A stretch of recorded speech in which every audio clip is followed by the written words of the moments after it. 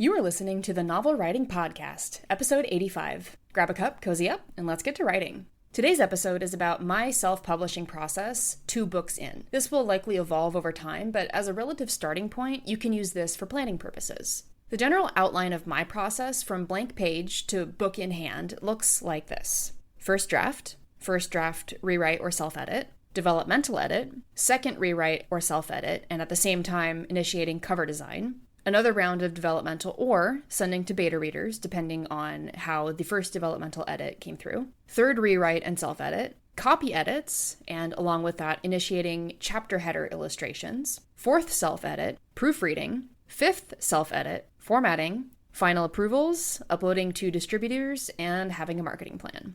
So every book starts with the garbage first draft, including mine. I've written first drafts in as fast as 3 months and as long as a year. I'm working on shrinking how long the first draft takes so it's consistent and repeatable. The first milestone is calling the first draft done. For me, that means the story has a defined beginning, middle, and end. It makes sense from start to finish. The end of the story answers the main question posed at the beginning, and I would feel comfortable handing it to my editor as is if I absolutely needed to. Once the first draft is done, I have to let it sit for a few days, or maybe a week or more. That lets my brain get some space from the story so that when I come back to it, I have fresh eyeballs. For future books, I plan to employ K.M. Weiland's 50-page edit strategy, meaning that for every quarter of the book as I write it, I go back and review or edit what I've already written before moving on to the next quarter of the story. That will make the first review after the first draft is done much easier. She also rereads and briefly edits what she's written the previous day when she sits down each day to write, and in the future I'll play with that too. A quick comment here about how do you know what your 50-page edit is or what your quarter mark is. I'm going to work off of the assumption of a word count goal. My typical word count goal for first drafts has been 65,000 words. So whatever quarter mark that is, because I can't do math quickly in my head, that first quarter of those 65,000 words would be the goal I'm shooting for before I do the first 50-page edit. For each round of self-edits or rewrites, I read through the manuscript and either change things as I come across them, or I make comments for myself to do that later, especially if it's a large change. Then I go through all the comments and rewrite notes for myself. So I have rewrite notes when I'm going through things, review those and go through them, address them, make changes, things like that. I smooth out the story as I go.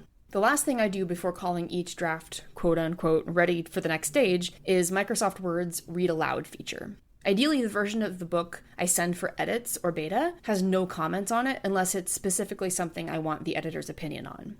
I send the draft to Haley, and she has it for developmental edits for about a month, though it can run longer.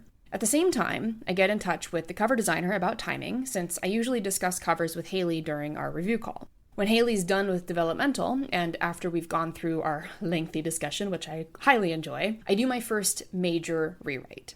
Depending on the feedback, the changes may be drastic or minimal or pretty much anywhere in between. But for me, this part is the second longest after the first draft. It can take anywhere from 6 weeks to several months to accomplish a rewrite, especially if it's a big one. But again, the goal over time is to shrink how much time I have to spend in rewriting, even though it's my favorite part of the process. And even though I'm not trying to force the story into certain buckets, I do want to get through things faster so that in the future I can get more books out in shorter periods of time.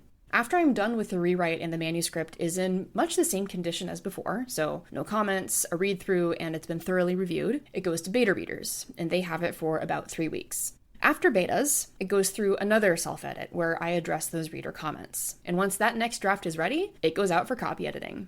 Either around here or a little before, I work with the illustrator to get chapter illustrations done.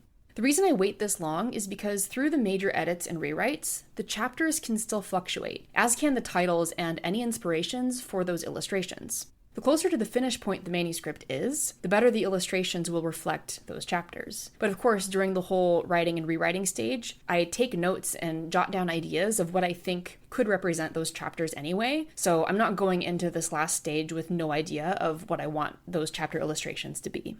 After copy edits, the process feels like it's at lightning speed. I review those copy edit comments and suggestions, I accept or reject them, I make the manuscript clean again, and then I send it for proofreading. Once it's back from proofreading, it's just a matter of reviewing all the suggestions and doing a final read-through both on my own and with a read aloud. Once it's squeaky clean, it goes for formatting. Formatting can be a long back and forth process to fix little issues that arise when turning the manuscript into a PDF. My first book had 9 proof copies for formatting before we worked out all the kinks, and book 2 had 5 proof copies. The primary things I look for in the proof copies are formatting issues with things like journal entries, thoughts, spacing, dangling quotation marks after an em dash, and ellipsis. Ellipses are my worst enemy in the PDF proofs. I typically do multiple scan-throughs on each proof looking for specific problems, and once or twice I'll go through for overall catch-the-error type reviews. Formatting also includes the cover. The cover doesn't get finished until the PDF proof for the paperback is finalized and approved because the spine needs the word count in order to be the right size. So there are approval steps with the cover as well, and there might be further back and forth with the designer or the formatter if the cover doesn't meet the requirements for Amazon or Ingram Spark upon upload.